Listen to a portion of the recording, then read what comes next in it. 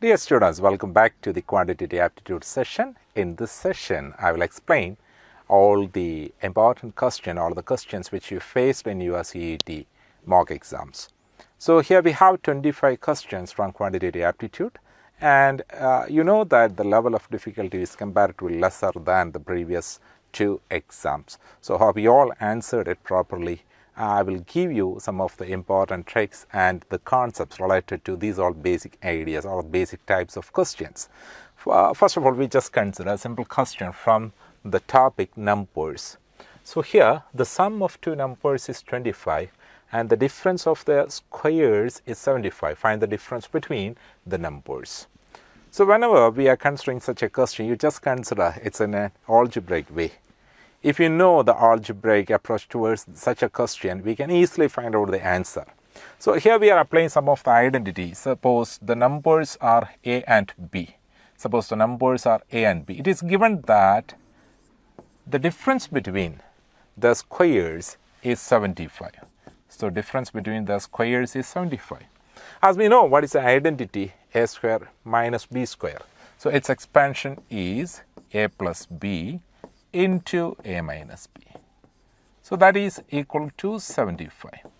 It is given that the sum of these two numbers is 25.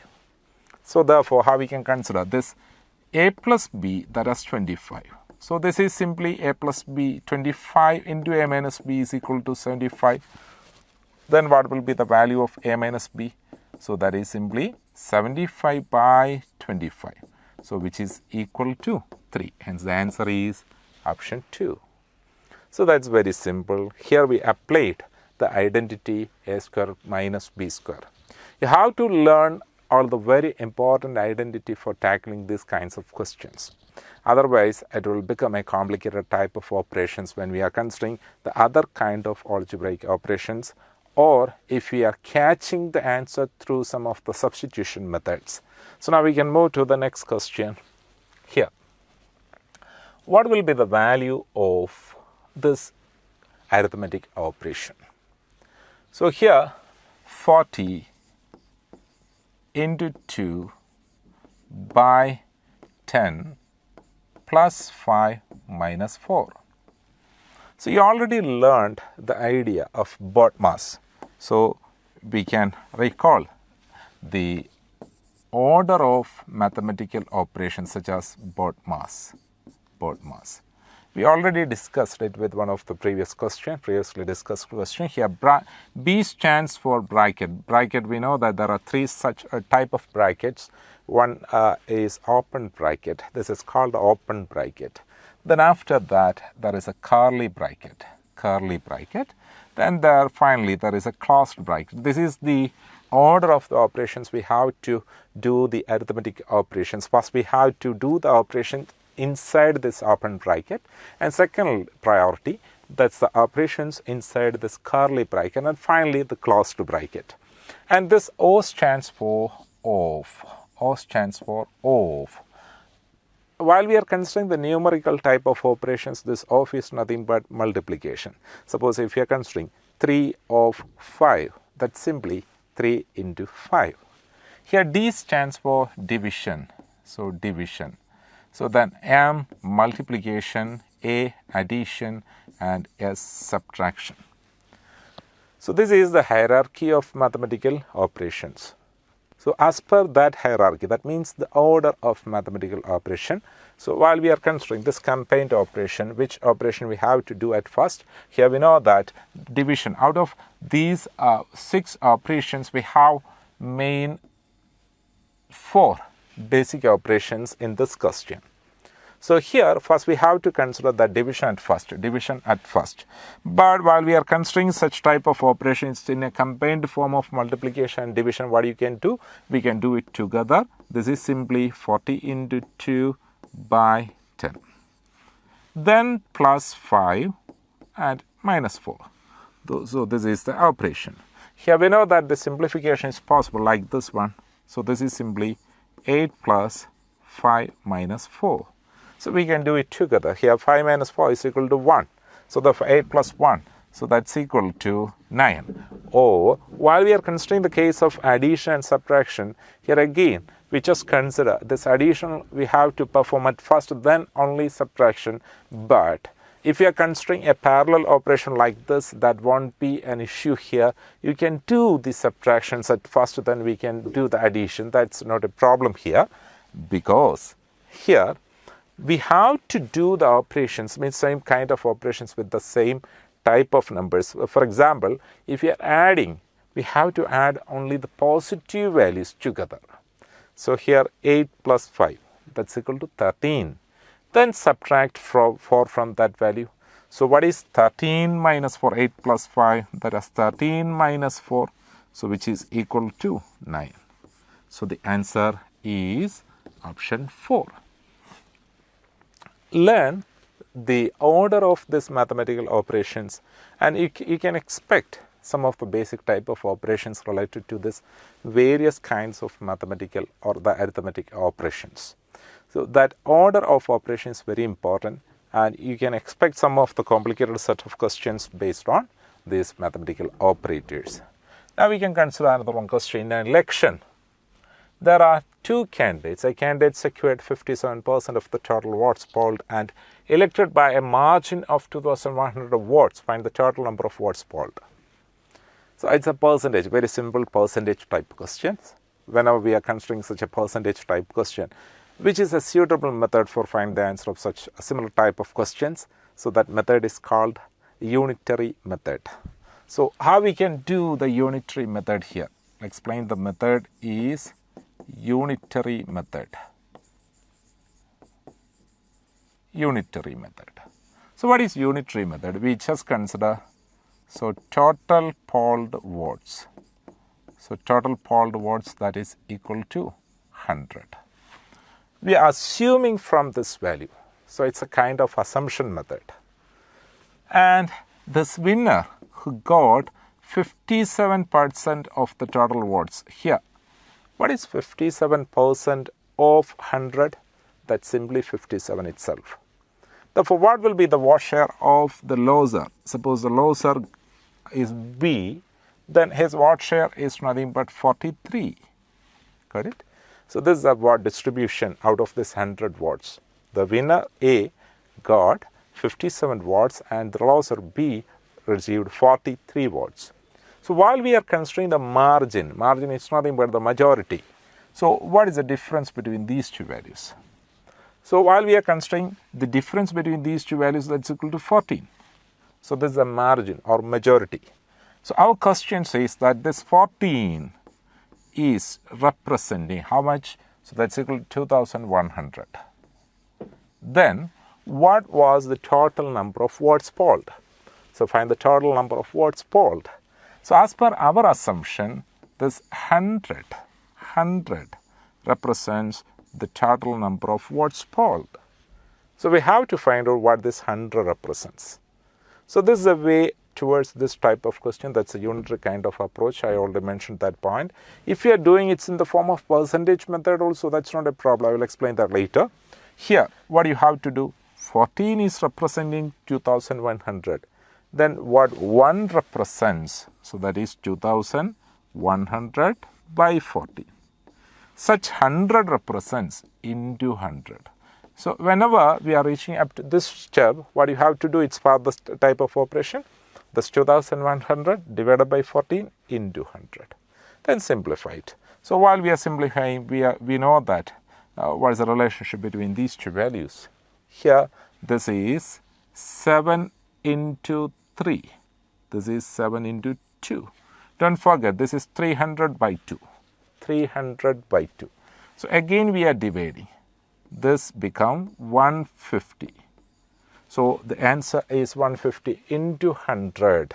So what will be the total value here? So that is 15,000. So the answer is 15,000. This way we can catch the answer. At the same time, if you are doing directly applying the percentage method, what you have to consider? Here the winner got 53% of totally polled votes.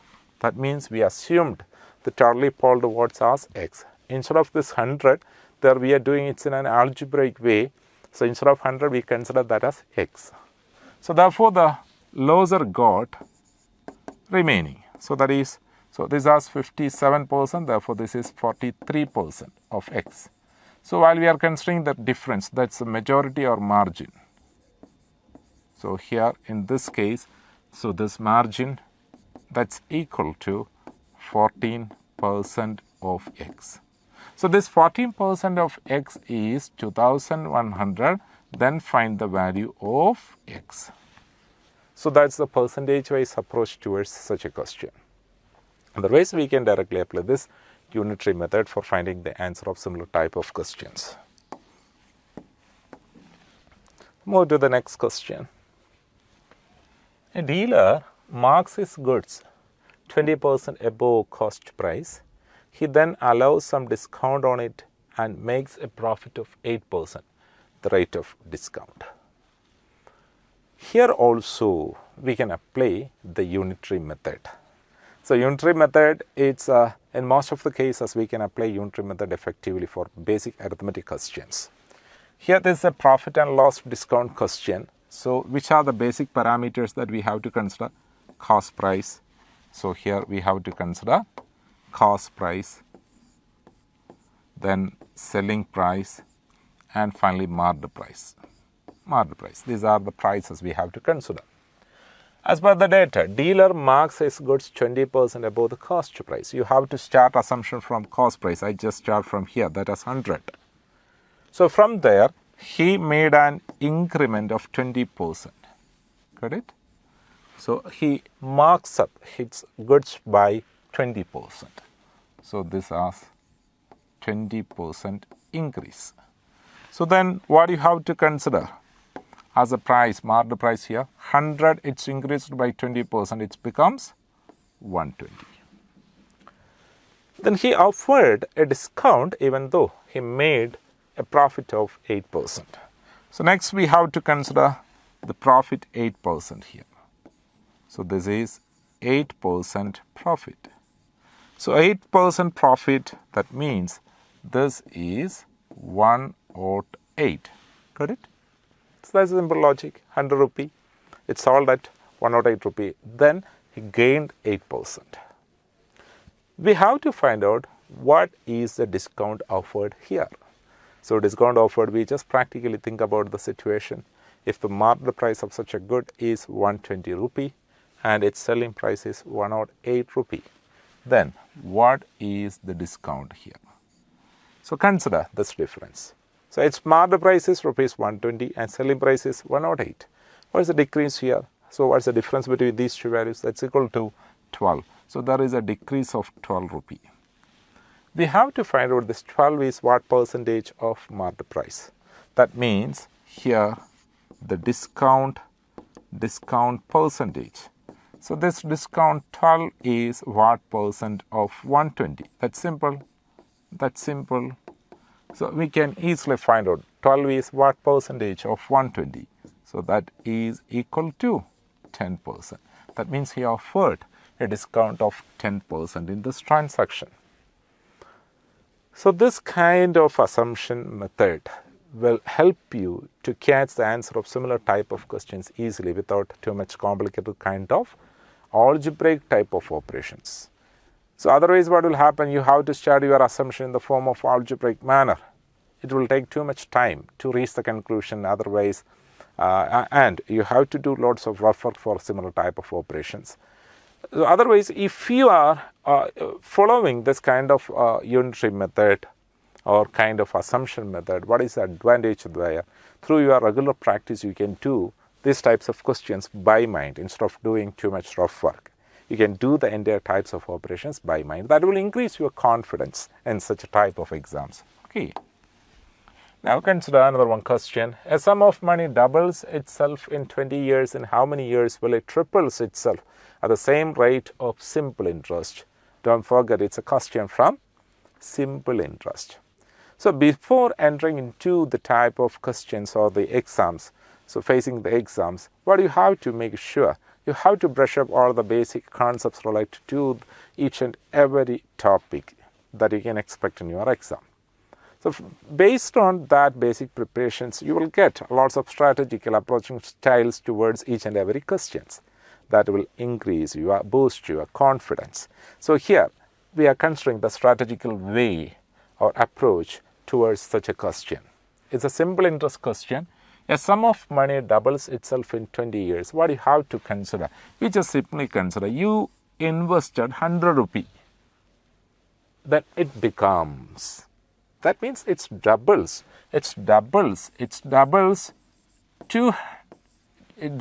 means 200 rupees 200. So you invested rupees 100, it becomes 200 in how many years? In 20 years. So in 20 years. It happened in 20 years. So we have to find out how long it will take to become triples itself. So that's we required. Correct? So here we just consider what is the percentage of increase? 100 becomes 200.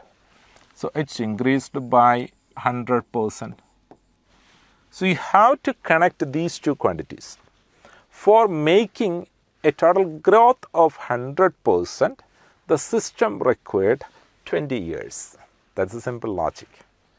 For gaining 100% in total, that means the net rate of interest become 100%. If a quantity doubles itself means there is an increment of 100%. It took 20 years. Similarly, in the second situation, it increased by 200%. It increased by 200%. How long it will take? So you just simply connect it. For gaining this 100%, the period is 20 years. For gaining 200%, what will be the period? So no doubt that is 40 years. So this is our answer. So that's a very simple type of approach. Easily we can do similar type of questions. So that is 40 years. So whenever we'll get the question, you have to connect it with the interest part. So here we know that it doubles. You don't want to connect it with 200 because that's the amount that including the principal value. Only we have to consider what is the increment occurred there. So and we are considering the period took for that kind of a certain increment or the percentage of growth. Based on that growth, we are connecting it with another percentage of growth. Here that is 200%. How long it took? So that is 40 years. So the next question, two numbers are in the ratio 3:5. If each number is increased by 10, the ratio becomes 5:7 the numbers are. There are so many methods for finding the solution of such a question.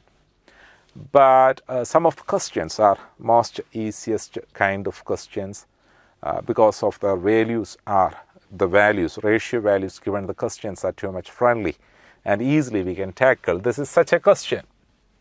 So here two numbers are in the ratio 3:5. So when we add 10 to both the numbers becomes, our ratio becomes 5:7. So this was the initial ratio, this is the final ratio. You just simply observe what's the increment occurred here as per the ratio values. As per the ratio values. Here an increment of 2, here also an increment of 2. Yes, situation is friendly. That's why I mentioned that point at the initial part of this question. Friendly in the sense, that's a favorable situation in the sense, here these differences are same. What mentioned in our question about the quantities increased by 10. So that means these two differences are same. We can connect it with the 10. So that means this 2 to each of these two, this 2 is representing 10 because increased by 10. Again, it's a type of unitary approach. If this 2 is representing 10, you can easily catch what this 3 is. We are going to find out the numbers. So if 2 is representing 10, 3 is representing how much? You just simply think about if 2 chocolates cost rupees 10, what the total cost for such 3 chocolates. So no doubt 1 chocolate 5 rupee, 3 chocolates, that's equal to 15 rupee. And similarly 5 chocolates 25 rupee. So therefore the numbers are 15 and 25. Hence this is the answer. Clear?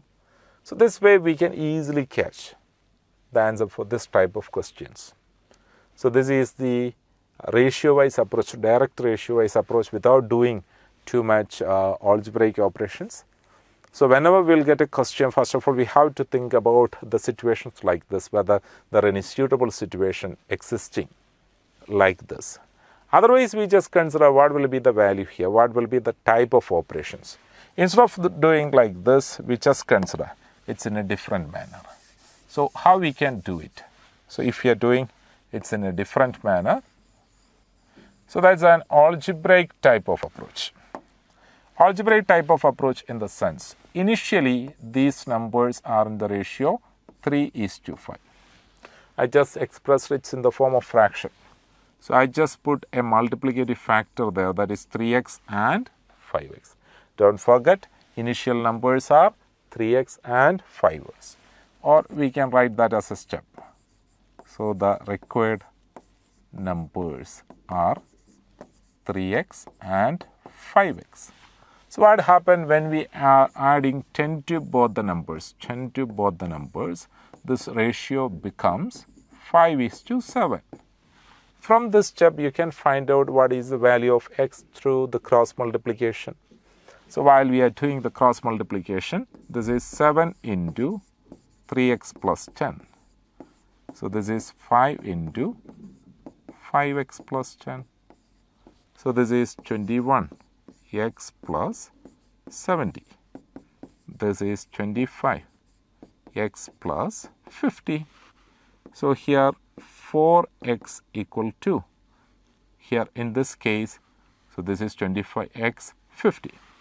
So while we are doing the operations like this one, 4x equal to 70 minus 50, that is 20. Then what will be the value of x? X equal to 5. So this is the algebraic way. Why I taught that method here? Because the first method itself is most easiest and interesting method. So what is the relevancy of such an algebraic method? This is a conventional method. Suppose we just consider if the vertical differences are not same. That means in our previous example we got both the differences, both the vertical differences are same. So those are 2 each. If the situation is not like that, you can directly apply this algebraic method. Here we got x as 5. Therefore the numbers. So therefore the numbers. So numbers, which are the numbers? One is 3x. 3x is equal to 3 into 5, that is 15. And another one, that is 5x. 5 into 5, that is 25. So these are the numbers. This is our algebraic version of this question.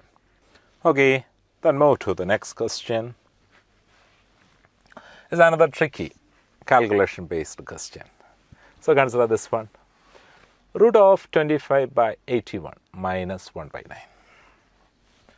So here, root of 25 by 81 minus 1 by 9. Can we take it as, so here we know that all are squares, right? Can we take it as root of 25 as 5 by 9 minus 1 by 3? Can we take it like this? No, because here 2 quantities difference is given. So we know that there is a basic result. Root of x minus y is not equal to root x minus root y. So that's why we have to do it separately. Means first of all, we have to find out the value of this expression. So here, if we are doing the operations, this is same as 25 by 81. I am multiplying these values, both the numerator and denominator, by 9. So what we will get? This is equal to 9 by 81. So that means the important part of this question, you have to find out the simplified value under the root value. Here we have 2 terms. you have to make it as a single term through subtraction. Then after that only you have to apply the square root concept. So here, while we are observing these numbers here, we'll get this is 16 by 81 the whole root. Got it? 16 by 81. So here we know that the root of these two values, at this point of time we can take the root of each value because it's in the form of a division or fraction. But we cannot apply the square root at the initial stage because that's a subtraction. There we have two terms. Here we have only one term. So this is 16, its root is 4, and 81, its root is 9. So the answer is 4 by 9. Clear? So that's a very important point. Otherwise what will happen, you may misinterpret that. From this step itself we can start that root process. So that won't give you the actual answer of this question. So next one, it's another decimal kind of operation. That's an easiest one. It's again a simple type of decimal operations. You have to make a basic idea about the decimal roots. Here how to find out? Here we know that, so this 0.01.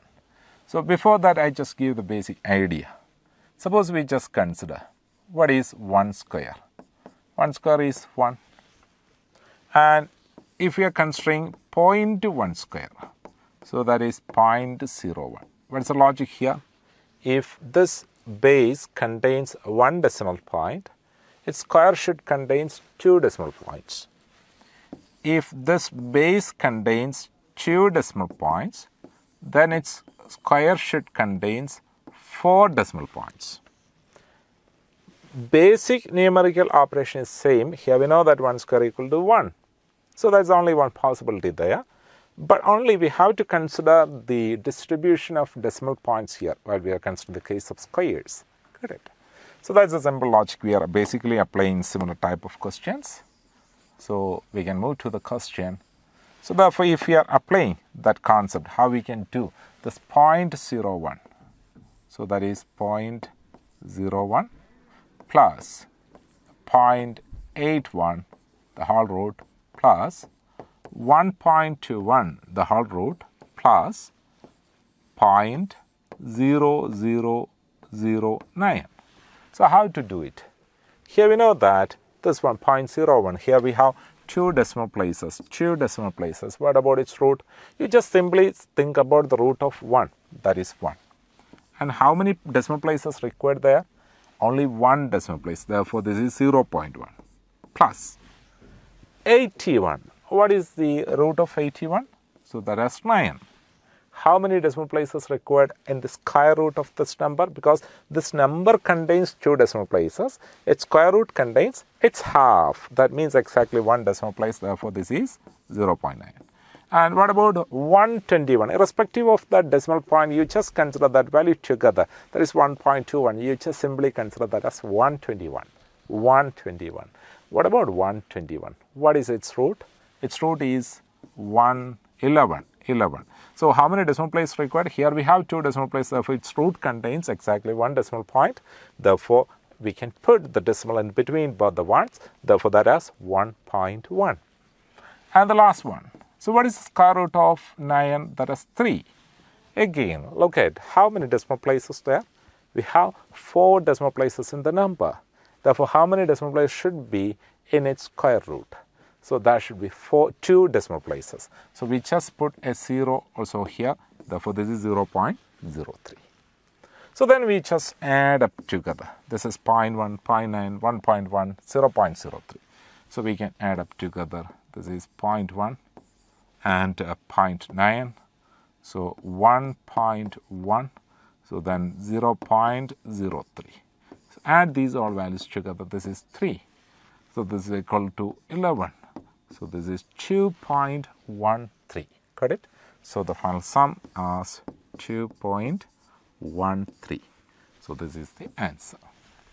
So those decimal roots are very important to understand here how we have to place the decimal points. That's a very important part of this type of an operation. In the reverse version also you have to consider if you need to find out the square or cubes of decimal values. Then how we have to place the number of decimal places there. That's also very important. Now the next question. The average of 30 numbers is 68. The average of first 7 numbers is 63 and the average of the last 7 numbers is 70. What is the 7th number? It's a quite common type of question. It's a typical one from the topic averages. So we know that average. So what is average? Average is sum of observations. Sum of observations or values divided by number of observations. So this is average. Therefore, we know that sum is equal to this average into number. Sum is equal to average into number. We are applying this concept. So while we are considering this concept, how we can apply this one? This average or sum is equal to average into number by using that concept here. The average of 7 numbers is 63. First 7 numbers. How many numbers in total? So total 30 numbers we just consider. So if we have 13 such numbers, it's the first 7 numbers. Their average is 63. So we just consider the numbers like this: A1, A2, A3, A4, A5, etc. A6, A7, A8, A9, A10, A11, A12, so A13. So I just give you a basic visual idea about this question. So we have the sum of first 7 numbers, got it? So that is, its average is 63 and the average of the last 7 numbers. Last 7 numbers means this A7 again include in that group because we have only 13 such numbers. Therefore, its average is 70. So we have to find out what is the middle number or the 7th number. So this is logic. This A7 is shared in this group.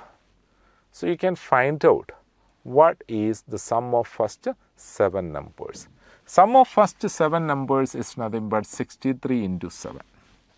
Got it? And what will be the sum of next to 7 numbers? That is 70 into 7. So that's a simple logic. So this is 63 into 7, that is 70 into 7. So if we are considering the sum of first 7 numbers as 63 into 7 and sum of last 7 numbers is 70 into 7, then how we can find out the middle number?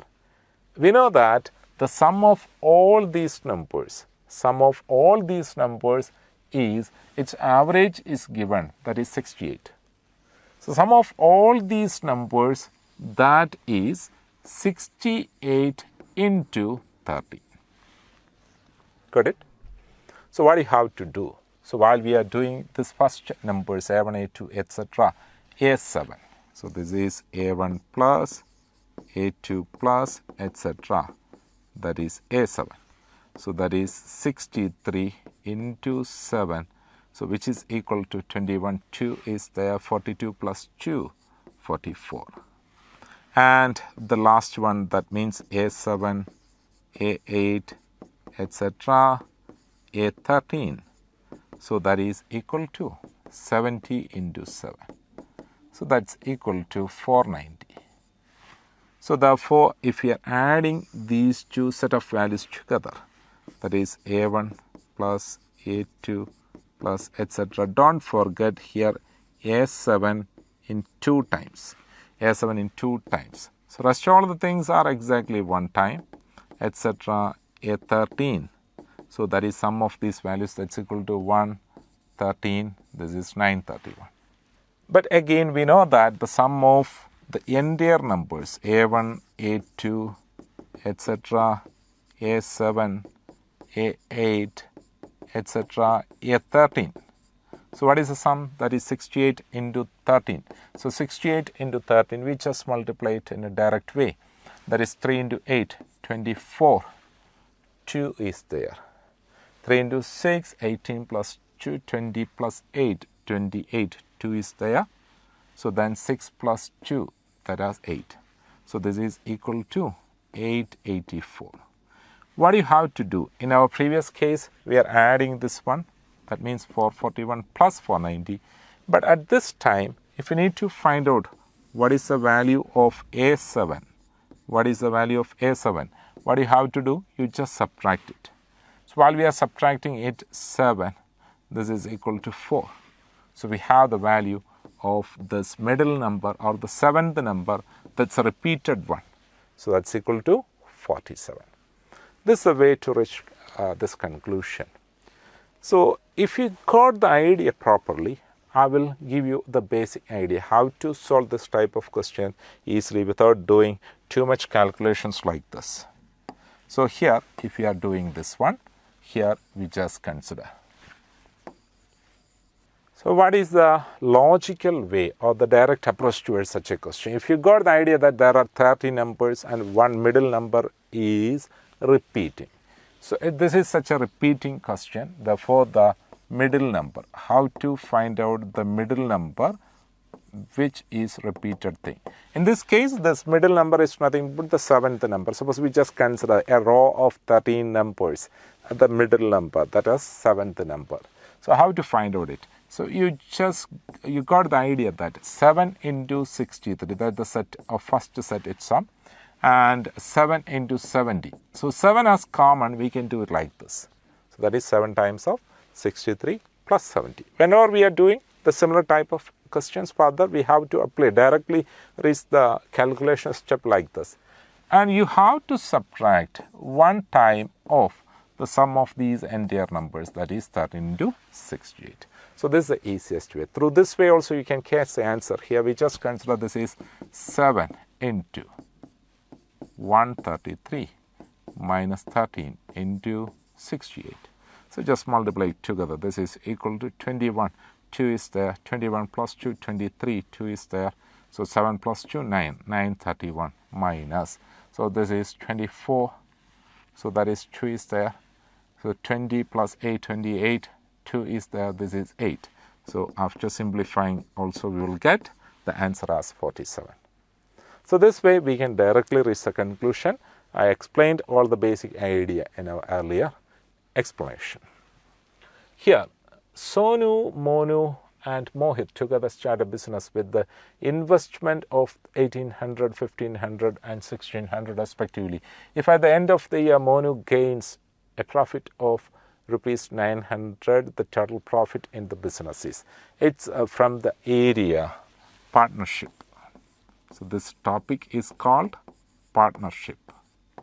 Partnership. Got it. It's mainly related to the partnership business or investment. So from there, in most of the questions, we have to find out the profit share of each investors. So here, if the period of investment is common, in this question, it is given that each of these persons, 3 persons, invested for a common period of 1 year. So after 1 year, so we are considering the total profit earned through the business and that amount distributed as per the ratio of their investment. So that's a very important point, as per the ratio of their investment. Here we can consider. So this is ratio of investment. Ratio of investment. So here A, B. So here we have 3 persons, Sonu, Monu and Mohit. Got it? So that is Sonu is to Monu is to Mohit.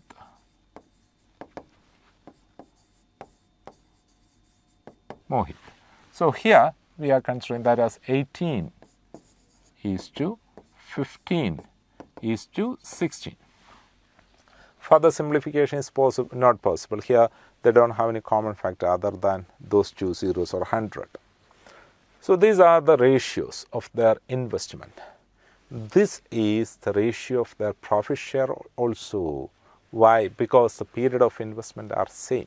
Period of investment are same. Therefore, the ratio of profit share is also same. So there the ratio of profit share. So that is also the same. and it is given that Monu gains a profit of 900. So Monu, his profit is 15, represented by 15. So the profit share of Monu, so that is 15. So this is representing 900, rupees 900. We have to find out the total profit. So then what is total? We just add up together. So what will be the value? So this is equal to 18 plus 15, that is equal to 33. 33 plus 16, that's equal to 49. So this is 49. We have to find it. So 15 into 6 will be equal to 90.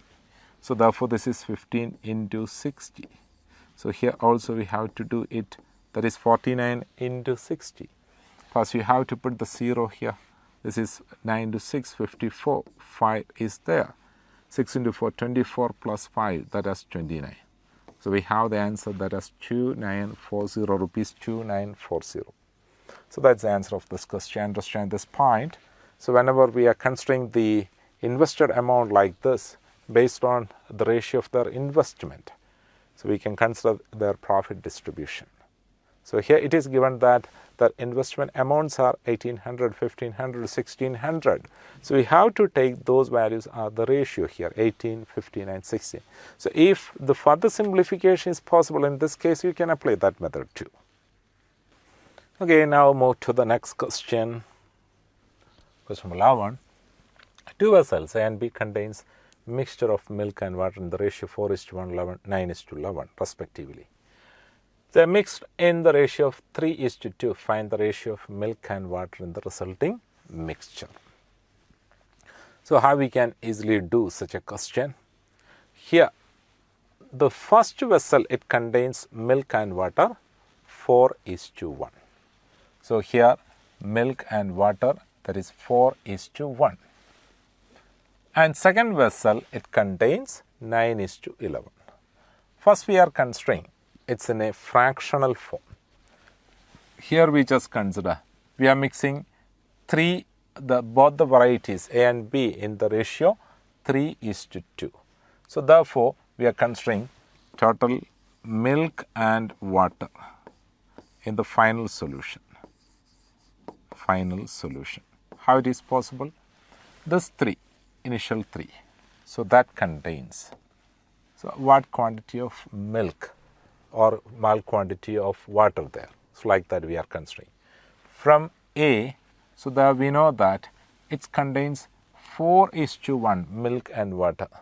So therefore that will be equal to, suppose we are assuming 3 liters from this quantity, A we are considering, and 2 liters of B. So therefore from A, how we can do, that is 4/5 of 3. So why 4/5 of 3? Because here milk and water in the first vessel, so that is in the ratio 4:1. So 4:1 milk and water. Therefore, what is the quantity of milk there? That is 4/5 of the total. So what's the total? We assumed that as 3, and vessel B that contains 2 quantities, 2 units. Similarly, water in vessel A, that is 1/5 of 3. So from this data, this is 4:1, therefore 4/5, and this is 1/5. 1/5 of 3, plus again. Then the second vessel we just consider there, milk and water in the ratio 9:11. Therefore this is 9/, what is 9/11? That is 20. So 9/20 of this value, that is 2. And another one, 11/20 of 2. So here we can simplify this step only. This is equal to 4/5 of 3, and this one, so 9/10. This is 11/10. Then after that we know that we can make these values also in the form of by 10 format, or then we can do it. This is 12 into 2, that is 12/5. So this is 12/5 plus 9/10, and this is 3/5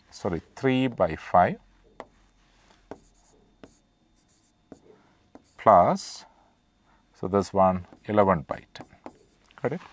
So this 12 by 5 and 3 by 5, we can make them as 24 by 10 plus 9 by 10 divided by, so this is 6 by 10 plus 11 by 10. 11 by 10. Got it? So now the denominators are same. We can add them together. 24 plus 9, that is 33 by 10. This is 6 plus 11, that is 17. So they are also by 10. So both the by 10s we can cancel, and finally the ratio becomes 33:17, and the answer is option 2.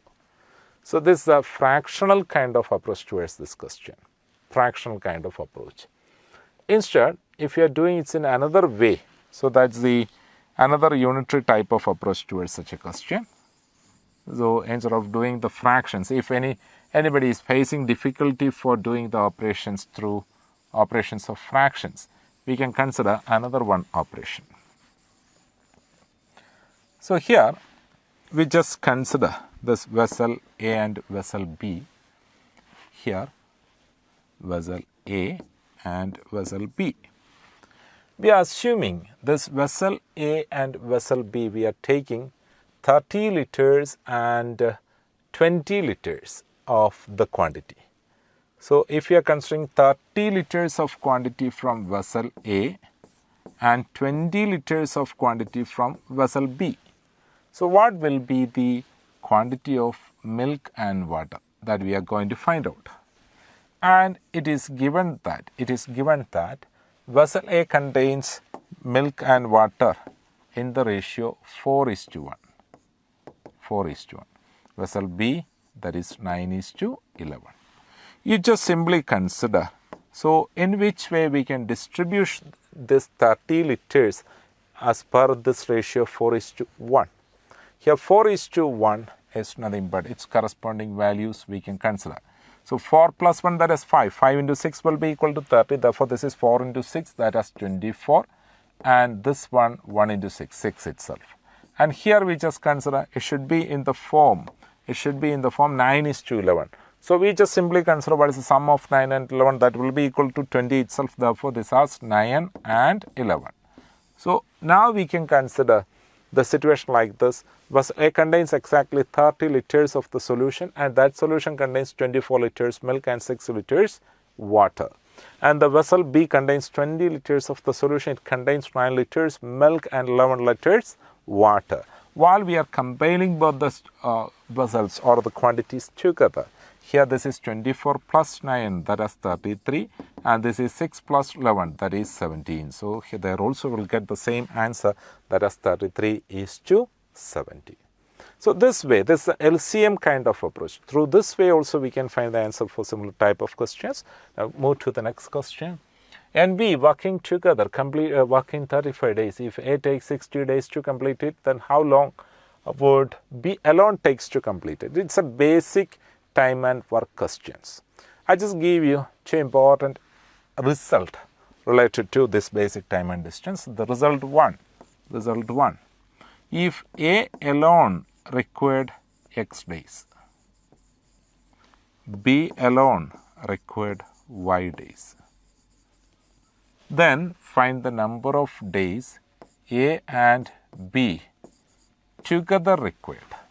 So that's a common combined efficiency related question.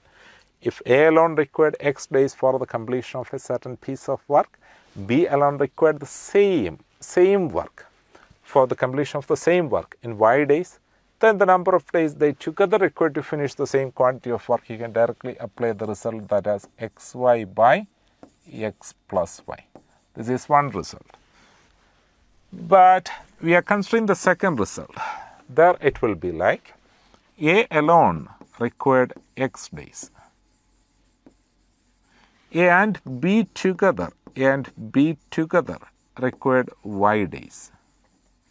In such a situation, how B alone can complete the work? Now, if we are considering such a situation, A alone X days and B together Y days, then we have to find out what is the number of days B alone required. So B alone. So there the result is very simple, that is XY by x minus y days. Got it? So that's the basic result. So here A and B together they required xy by x plus y days. If A alone x days, A and B together y days, then B alone required xy by x minus y days. So now these two results, and in this question we are using the second result. So then how we can apply the second result here? If we are applying the second result in this situation, so here A and B working together complete it in 35 days. Instead of this y, this is 35 days. And A takes 60 days. So this is 60 days. So apply these values in the result. Then B alone. So how long B alone? So B alone required number of days. So that is xy 60 into 35 by 60 minus 35. So this is 60 into 35, 60 into 35, 60 minus 35 is 25. Simplified. So this is 7 times of 5. This is 5 times of 5. And we can cancel this one. This is 12 times of 5. What is 12 into 7? So 12 into 7, that is equal to 84. So the answer is 84 days. So understand the result. So once you are familiar with the result, you can directly apply that result for finding the answer of a similar type of questions easily. Now the next question. If it is given that the parallel sides of a trapezium are 15 meter, 25 meter, while the distance between them is 10 meter, its area will be. First of all, you just recall what was a trapezium. A trapezium is like this. So it's a trapezium. So these two are parallel sides. It is given that the length of the parallel sides are 15 meter and this is 25 meter. And the distance between the parallel sides is 10 meter. Distance between the parallel sides is 10 meter. So just recall the result related to trapezium. Suppose this is A, side A, this is B, and this is H. So area of a trapezium, area. So that is simply half of H into A plus B. Half of H into A plus B. We are applying that result here. Therefore, the required area. So that is half of 10 into A plus B. A plus B here 15 into 25. So this is simply 10 into 15 into 25, that will be equal to 40. 40 by 2. We just simplify it. This is 20 into 10. So that is equal to 200 meter square or square meter. And the answer is option 3. The answer is 200 square meter. This is the geometrical results. So just brush up all the figures, this mensuration part like this, area and perimeter. And the additional properties of quadrilaterals also we have to learn. The next one, it's a percentage question based on this geometrical result. Side of a square is reduced by 50%, its area will be reduced by. So first of all, you just consider what are the basic results of square. Side of a square. Suppose the side of a square as A unit. Then its area. Then area of the square is A square. So that's a simple thing. Here we just consider what will happen. Its side of square is reduced by 50%. Suppose we are considering this representing values like this. Side, so that as a certain quantity. Suppose if A equal to 2 units, then its area, that is A square, that is 4 units. Then what happened? Its side is reduced by 50%. So 50% means that's half of this value. Therefore, new side becomes 1. Then what will happen? Area, that is a square, that is also 1 square, which will be equal to 1. What is the variation occurred here? This 4 becomes 1. So there is a decrease of 3 out of 4. Got it? So here we have to find out the percentage of reduction. So therefore the percentage of decrease or reduction. So how to find out this one? This 3 is what percentage of 4? We have to find it like this because we are considering it from the initial area. We are considering what is the percentage of reduction there from the previous situation. So the previous situation there the area was 4 square unit. From there we are subtracting or reducing the area. So therefore this is equal to 75. It's a quite familiar value, common value.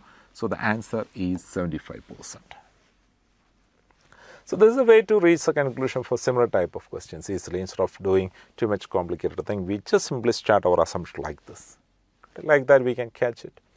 So that's a very important point. 50% it's decreased. Therefore you have to start such an assumption like this one. This is if it is 2, then it's 50%, that is half. 1 we are subtracting, therefore the remaining that also be equal to 1, and its square part also we are considering. Got it? So next is a data interpretation question. So this is a basic data. So first of all we have to get familiar with the data. Here the data, the circle graph given here shows the spending of a country on various parts during a particular year. So here the given thing, circle graph gives here, shows the spending of a country on various ports. So that's the expenditure on various port segment. It is given, that's in degree measure. That's a very important point. Here the information are in degree measure. So hockey 63 degree, football 54 degree, others 31 degree, golf 36, tennis 45, basketball 50, cricket 81. What is the total angle measure of a circle? That is 360 degree. So here whenever we are adding these all degree measures or distribution degree measures, the sum will be equal to 360. Don't forget here the base of the operation is 360 because the total angle measure of a circle, total central angle of a circle is 360 degree. We are using that understanding for finding the answer for most of the questions. Here the first question, what percent of the total spending is spent on tennis? So what is the head we are considering here for tennis? So here tennis, so here this is 45 degree. So what percent of the total spending is spent on tennis? So tennis, it's covered 45 degree. 45 is what percentage of the total? That's a simple thing we have to find out. So what's the total here? Total in the sense, total degree measure we just consider. Simply for finding the percentage type of values or the ratio type of values, fractional type of values, we don't want the original, actual total quantity here. Instead, we are doing it with the degree measures itself. What is a degree measure here? The total, representing total. So that is 360 into 100. So this is the required step. So that means 10 is divided by total into 100. So that means the amount spent or the expenditure on tennis divided by the total expenditure into 100. So that's the step of operation here. So I just write the steps in detail. So here our required percentage. Our required percentage is very simple. So that is expenditure on tennis divided by total expenditure into 100, or that is simply 45 by 360 into 100. So here we are considering this tennis, its degree measure as 45. And we know that what will be the value here? 45. How many times it will be? We know that 90 into 4 will be equal to 360. Therefore, 2 times of 45 will make 90. Therefore, this is 1 by 8 of 100. So, what is 1 by 8 of 100? You are quite familiar. You know that what is 1 by 4 of 100? That's equal to 25%. Therefore, 1 by 8, that's exactly half of 25%, which is equal to 12 and 1 by 2%. Hence, the answer is option 1. So, data interpretations questions are quite easiest type of questions because we can find the answer easily from the given data. Too much complicated concepts are not discussing as part of a data interpretation question most of the time. So, therefore, you can easily tackle those types of questions because those types of questions are not much complicated calculation type questions. So, now we can move to the next question here. Here, how much % more is spent on hockey than on golf? So, how to find out the percentage here? So, how much % more is spent on hockey? So, here, so what is the amount spent on hockey? More than that of golf. So, which value we have to keep as the base of this operation? We are comparing it with which quantity? That quantity we have to keep as the base of this operation. Therefore, the expenditure, amount spent on golf, we have to keep as the base of the operation. So, this is the step of operation. So, from the data we just consider, which is the quantity hockey as 63 degree. So, therefore, this will be like this 63 minus. So, where the golf is 336. So, minus 36 divided by 36 into 100%. So, this will be equal to 63 minus 36. What is 63 minus 36? So, that's equal to 27 by 36 into 100. And we know that these two values, both 27 and 36, are multiples of 9. So, this is equal to 3 by 4 into 100%. What is 3 by 4? And we have the instant value there, that's equal to 75%. So, here the answer is 75%. Got it? So, this way we can catch the answer of this type of questions, understand this order of operations. Whenever we need to find out a particular head is how much percentage more than the other one, you have to apply this trick and this step of operations for finding the answer. Hence, the final answer is 35%. The fourth one here, how much % less is spent on football than that on cricket? So, here the percentage difference that we can consider, the step of operation. What's the amount spent on cricket? Because that's more here. And football, the amount spent on football is what percentage lesser than that of cricket? So, cricket minus here football divided by. So, after this done, here the base of this operation is cricket. So, that is cricket into 100%. So, this is a step of operation. So, we just consider the suitable values from the required corresponding values from the given data. So, that is cricket 81 degree and we are subtracting football here. Football as 54 degree and we have to keep 81 as the denominator. And while we are doing this operation, this is equal to 27 by 81 into 100. You are quite familiar with this, the relationship between 27 and 81. What it is, this is 1 by 3 into 100%. Do you know what is 1 by 3 into 100? So, that is simply 100 by 3. So, these percentage values you have to keep it in your mind because these are the frequently asked type of percentage values. So, here 1 by 3 of 100, that's equal to 33 and 1 by 3%. So, here the answer is option 3. So, that is 33 and 1 by 3%. Then move to the next question. Here the next data interpretation question. If the total amount spent on sports during the year was 2 crores, the amount spent on cricket and hockey together was. So, total, if you are considering total. So, here the total as per this distribution. What is the total central angle representing this total, that is 360 degree. So this 360 degree is representing 2 crores. 2 crores. Then we have to find out the amount spent on cricket and hockey together. So cricket and hockey together. So here cricket is 81, hockey is 63. So that is 81 plus 63. 81 plus 63. What is the value here? While we are adding them, this is 144. Is how much? That we have to find out. So it's a kind of unitary approach. How we can perform this unitary approach here? This is nothing but this 2 crore by this 360 into 144. So that's a simple thing.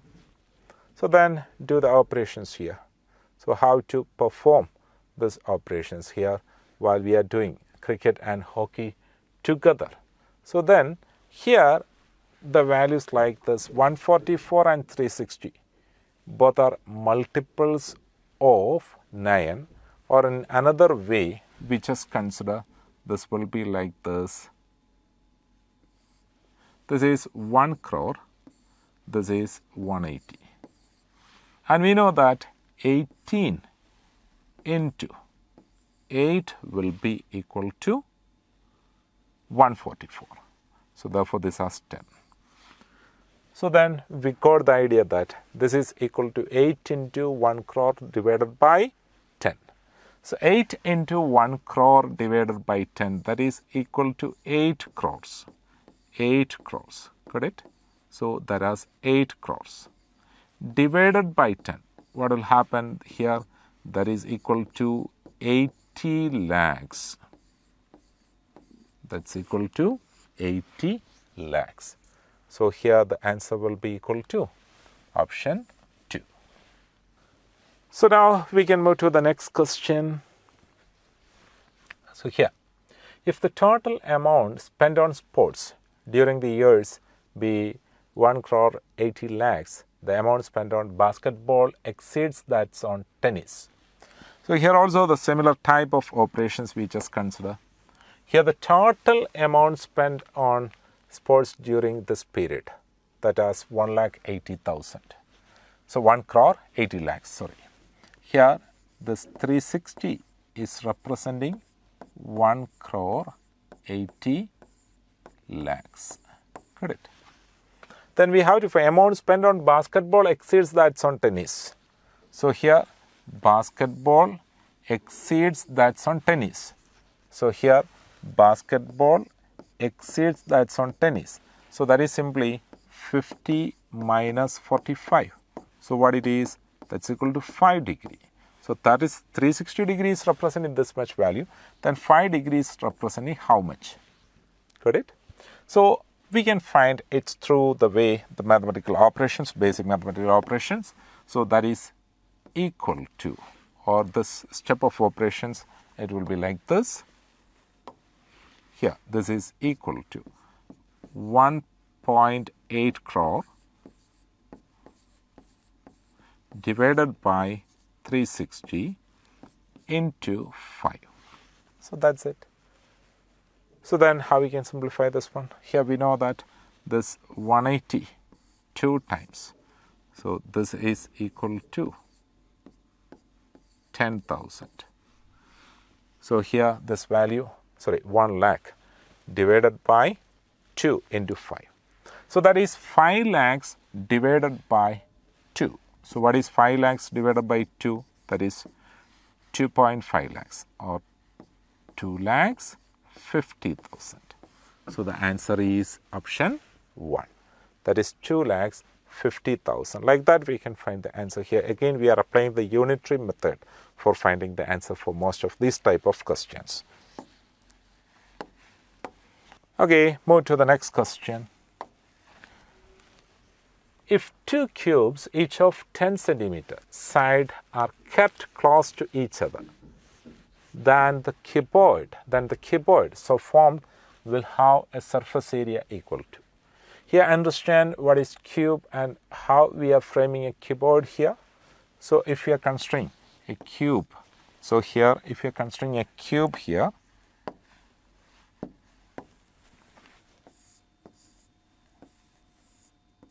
so we can consider a cube like this one. So this is a cube. So how many faces for a cube? Suppose the side of this cube is A. So here this cube has exactly 6 faces. 6 faces. And the area of each face is area of each face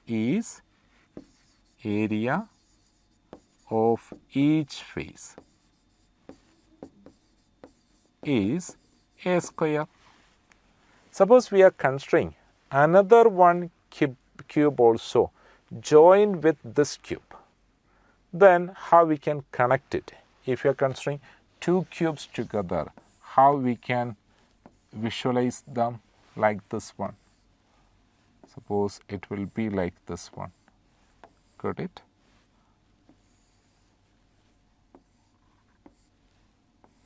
So here, this is the combined figure of 2 cubes together. So what happened here? Here we are considering this newly formed cuboid while joining 2 cubes together. What is the total number of faces in its outer side? So we know that each cube contains 6 faces, but this joint figure contains how many A squares there? So that's a simple logic here. Got it? So therefore, from that diagram we can reach the conclusion. So area of cuboid as per this diagram, area of this cuboid. So here we know that each cube, small cube, have 6 faces. Therefore, the total surface area of each cube is 6A square. But while we are combining them, so what is the total number of A squares here? So this is 10 A squares. What happened? It's one side, and another cube's also one side joined together. Those 2 faces are inside this figure. Those won't be in the outer or the peripheral side of that figure. Therefore, those 2 sides we can cancel. So remaining 10 faces there. Therefore, as per this diagram, we can conclude the total surface area of this combined figure that has 10A square. Here we have A equal to 10 centimeter. So therefore, this is 10 into 10 square centimeter squares. So the answer will be equal to 1000 square centimeter. So the answer is option 3. Now move to the next question. If a solid sphere of 3 centimeter radius is melted and recast into a right circular cone whose base radius is same as that of the sphere, the height of the cone will be. First of all, we have to consider these 2 figures. Suppose we just consider a sphere. So a sphere. Suppose we just consider a sphere. So here the radius of the sphere as r we just consider. So what is the volume of this sphere? So that is equal to 4 by 3 pi r cube. That is the volume of a sphere. So what is the other figure here? So that is right circular cone. So that is a right circular cone. So this is a right circular cone. Its radius is also r and its height, that is 8 h. Therefore, the volume of a right circular cone, so that is 1 by 3 pi r square h. It is given that the volume of, the radius of the sphere is 3 centimeter, and that is same as the radius of the circular cone. So here radius is 3 centimeter. Here also the radius is 3 centimeter. What happened when we melt a solid sphere and reshape it in the form of a right circular cone? Both the volumes are same. So while we are comparing these two volumes, here the volumes are same. So that means 4 by 3 pi r cube. So that is same as 1 by 3 pi r square h. What happened here while we are considering the like terms? That's an interesting cancellation. Here 3 cancelled, pi cancelled. This is r square and r cube. So like that, after that simplification, what you will get as the final simplification, here this is equal to h equal to 4r. What happened? This r square and r cube will be simplified and there r exists on left side, that is 4r equal to h. As we have the radius as 3 centimeter, therefore the height of this cone, that is 4 into 3. So that's equal to 12 centimeter. And the answer is option 2, that is 12 centimeter. So you have to by heart the result for finding the volumes of solid figures. So it's a question asked from solid geometry. There are lots of solid figures. You have to by heart the results related to solid figures, then only we can answer similar type of questions. So next, 22nd question. A man covers a distance of 6 km at the rate of 4 km per hour. Other 4 km at 3 km per hour. His average speed is. So how to find out the average speed? Average speed of a trip. Average speed. So that is simply total distance covered. Total distance covered divided by total time taken. Total distance covered by total time taken. Here, what is the total distance? It is given that 6 km and 4 km. What is the total time? This first 6 km traveled at 4 km per hour. So how to find out the time for a trip? So time is nothing but distance by speed. In this case, distance is 6 km and the speed is 4 km per hour. So therefore, here we can consider that as 6 by 4. That's the time taken for this first part of the journey. The second one, 4 km distance at 3 km per hour. That is 4 by 3.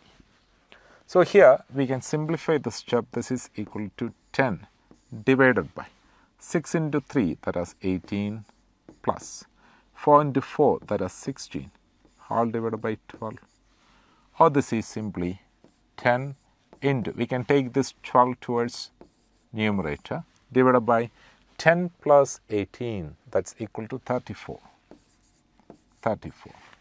Or this we can simplify as 60 by 17. So we just consider the normal simplification for considering the final answer 60 when we divide it by 17. So we know that 3 times of 17 will be equal to 51 and the remainder is 9. So the answer is 3 and 9 by 17 kilometer per hour. So this is the answer. 3 and 9 by 17 kilometer per hour. So understand this result, that's a very important understanding related to this question. That is the average speed of a round trip. So here it's we have two separated mode of journey here. 6 kilometer, that's at 4 kilometer per hour, and another part that is 4 kilometer at 3 kilometer per hour. From there we have to catch it. So total distance we will get it directly, that is 6 kilometer plus 4 kilometer, that will be equal to 10 kilometer. And the time based on this result, that is time is nothing but distance by time. In each situations we are considering like that, distance by speed. So by using that result we can find out what is the required time, that is 6 by 4 and 4 by 3. So for the simplifications we will get the answer as 3 and 9 by 17. 23rd question. Gold is 19 times as heavy as water and copper is 9 times as heavy as water. The ratio in which these two metals be mixed so that the mixture is 15 times as heavy as water is a question from the topic mixtures. So there are some tricky approaching methods for solving this kind of questions. Those are very important. Time-saving methods also be there. One of such time-saving super method is alligation. So alligation. How we can apply this alligation method in such a situation? Here, gold is 19 times heavy as water and copper. So we just consider in which ratio we have to blend this gold and copper for framing such a mixture that is 15 times heavy as water. What do you have to do? Gold that is 19 times heavy as water. Just simply write 19 there. And copper that is 9 times. While we are combining them in a different ratio, that means a quantity wise ratio, so the newly formed mixture, it is 15 times heavy as water. So we are considering, we are connecting it in the another form also. Suppose we just consider two mixtures. So it cost 19 rupee per kilo. And the second thing, it's cost rupees 9 per kilo. While we are mixing them, the mixture cost rupees 15 per kilo. Then in which ratio we have to mix them? So what you have to do, just a simple operation, step of operation here. So here you just find the difference between these two values like this. So this type of operation is called alligation. This is 19 minus 15. So that is for right here. And write this difference here. This is 15 minus 9. So that is 6. So consider these two values, 6 and 4. That's the ratio. What is 6 is to 4? That is same as 3 is to 2. Hence the answer is option 3, that is 3 is to 2. So this is the simple alligation method for finding the answer for similar type of questions. This alligation based on weighted average. So here it's a kind of weighted average because we are considering which are the weightages of these two varieties, gold and copper. This is the ratio of weightages. So now we can move to the next question. In how many years will a sum 19 to 100 placed at 10% per annum compound interest yield an interest of 4032? So how to find it? So if we are considering the actual way of operation here, we know that this in how many years will a sum of 19 to 100 placed at 10%, it's yield an interest of 4032. So here the principal amount is 19,200. Got it? Principal amount is 19,200. What is the compound interest here? Compound interest 4032. That's the total compound interest. If we are adding them, we will get the total amount. What is the total amount? That is 23,232. So that's the total amount. If we are applying that result of amount, we know that amount is P into 1 plus R by 100 the whole raised to n. If you are applying this result, through this result we can find out the answer. Here by considering this result, this is 23,232. So that is equal to principal, that is 19,200 into 1 plus R, that is 10% by 100 the whole raised to n. Or we can consider this is equal to 110 by 100. So that is equal to 11 by 10 the whole raised to n, which is equal to 23,232 divided by 19200. So whenever we are reaching such a step of operations, you have to understand, if we need to keep it like this, this numerator most probably that's a multiple of 192. Through that observation, we will get this is 121 times of 192. Therefore, we can simplify it as 121 by 100. Don't forget here, I just apply a trick that while we are observing this final step of operations here, numerator, while observing that value, so you have to assume like that most probably this numerator is a multiple of 192. Otherwise, what will happen? You have to consider the simple simplification by using small factors. It will take time. So therefore, we just directly reach the conclusion. What's the trick here? So this 121 by 100 is nothing but 11 by 10 the whole square. So just compare these two expressions. Here 11 by 10 the whole raised to n is same as 11 by 10 the whole square. So what we can conclude here, therefore n is equal to 2. Here the answer is 2 years. So this is a conventional kind of approach. Otherwise, what you can do, you just start it from the given options.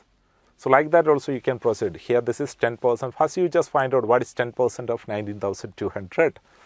Just add it with 19,200. Further you have to consider that increased amounts 10%. Like that we just proceeded. You are checking whether or when the total compound interest will become 4,032. At that time we can conclude that will be the required period. So finally, so this is our final question. Here it is given that x equal to 12, y equal to 4, then x plus y the whole raised to x by y.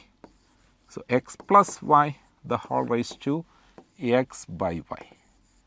Here x is 12 and y is 4 and its exponent is 12 by 4. What it is? This is 16 cube. Now the problem, what is 16 cube? How to find out 16 cube? If you by heart that value, then we can easily reach the conclusion. Otherwise, what you have to do, we know that what is 16 square? What is 16 square? That is 256. Most of you are familiar with this value. So if you are multiplying this 256 by another 116, then we will get 16 cube. So how to multiply it? First of all, 6 into 6, 36. 3 is there. 30 plus 3, 33 is there. 12 plus 3, that is 15. So this is 256. So this 6, 9, 10, 4. We got the cube of this value as 4096. There are easy methods to find out the cube of a number directly by using the identity a plus b the whole cube. But whenever we are considering the small type of such values, you can apply this method directly. First, you have to find out square of such a number, then multiply it with the same number again. So these are the 25 questions you faced in your exams. Hope you got all the ideas clearly. You have to practice well. We'll discuss the further set of questions later. Right now we can wind up. Thank you. Welcome back to the logical reasoning sessions. Last time we have discussed number series questions, letter series, all those kind of questions. Today we'll take a look at the blood relation questions. Probably you remember we have discussed basics of blood relation questions in the first session. Now we'll take a closer look at more questions from blood relations. So this is the question. A is Q's brother. So A is Q's brother. How do we mark them? A is the brother of Q. So A is the brother of Q. So A is Q's brother. So A is the brother. So that's a male. And R is Q's mother. Well, R is the mother of Q. R is the mother. At the same time, we know that A and Q are siblings. So then R must be the mother of A as well. And S is R's father. The father of R is S. So that's a father, that's a male. And this is R is the mother of Q, so that's a female. So you notice that symbols as well. Then T is S mother, the mother of S. That is T. T is the mother of S. Then how is A related to T? So in blood relation questions, always take it from this way. How is T related to A? Related to T means what's the relation of T with A? From the point of view of T, who is A? T's son's daughter's son. That's A. So, well, T's son, this is T's granddaughter's son. So that means great grandson. So the answer is great grandson. So look at the generations. So this is the first generation, second generation, third generation. Up to third generation, we can say the grandchildren. And the fourth generation, it's a great grandchildren. That's the case here. Now question number 27. C is the wife of B. So we'll mark that relation C. C is the wife of B. So C is the wife, and naturally B is the husband. And E is the son of C.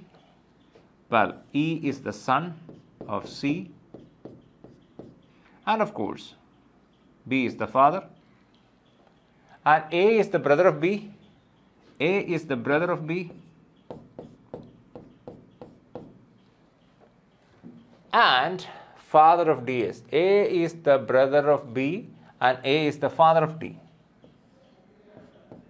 This is D. What is the relationship of E to D? What's the relationship of E to D? So from D's point of view, who is E? From D's point of view, who is E? Well, look at that. E and D. They are the children of siblings. So B and B's brother is A and their children D, E. Correct? So these are cousins. Think about it. From D's point of D's father's brother's child is E. So your father's brother's child, son or daughter, so that is your cousin. Cousin is a neutral gender. So cousin could be male or a female. So that's the answer. Now 28.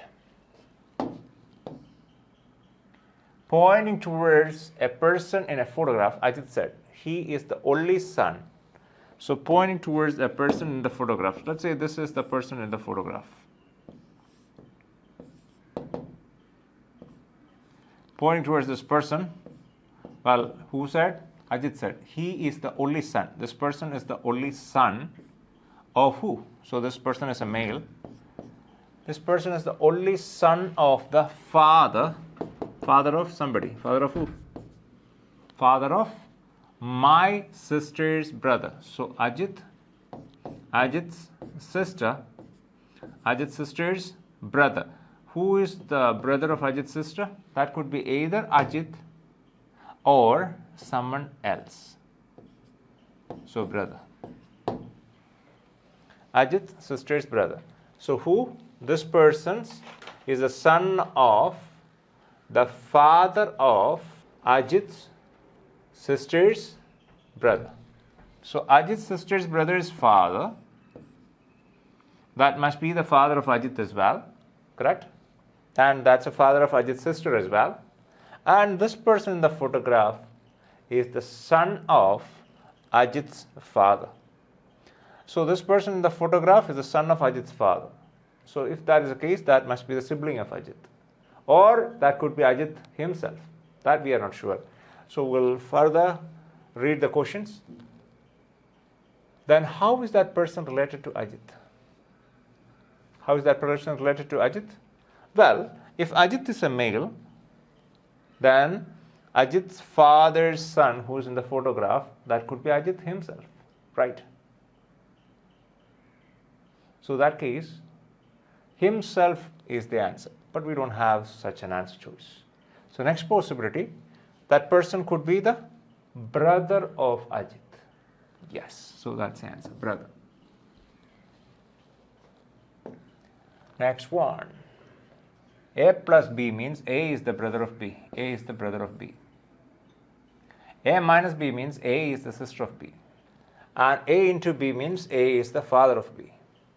So which of the following means C is the son of M? So here we have answer choices given. So the best method to deal with this kind of questions is look at the different answer choices, then eliminate it one by one. If first one is not the answer, go for second one. If second one is not the answer, go for third, etc. So we'll try the first one. M minus N means M minus A minus B means A is the sister of B. So M minus N means M is the sister of N. So this is the answer choice A. So M is the sister of N. Then N into C means, well, N is the father of C. So N is the father of C.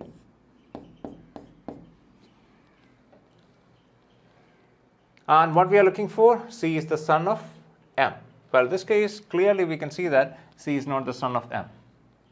So that cannot be the answer. The first one cannot be the answer choice. So we eliminate that. Now we go for second answer choice. Second answer choice, we do the same thing. Let's try this. B here. M into N. So M into N means M is the father of N. M is the father of N.